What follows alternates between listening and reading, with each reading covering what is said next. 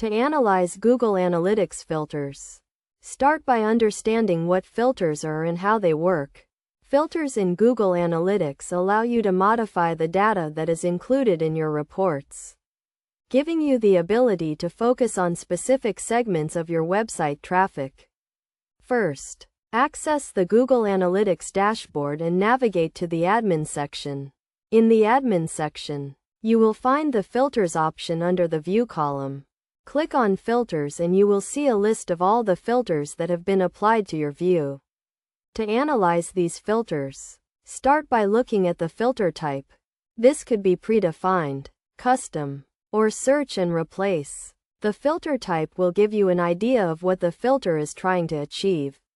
For example, a predefined filter may be used to exclude traffic from a specific IP address, while a custom filter may be used to include only traffic from a specific country. Next, look at the filter pattern.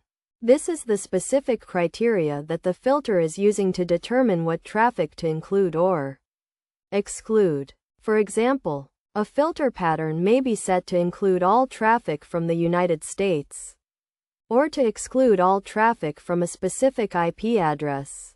To get the most out of your filters, it is essential to regularly review and test them. This will help you to ensure that your filters are working as intended and that they are not inadvertently excluding or including traffic that you do not want.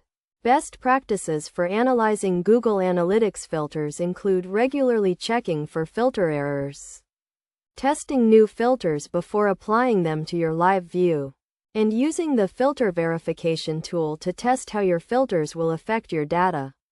By following these best practices and regularly analyzing your filters, you can ensure that your Google Analytics data is accurate and reliable, and that you are getting the most out of your analytics tool.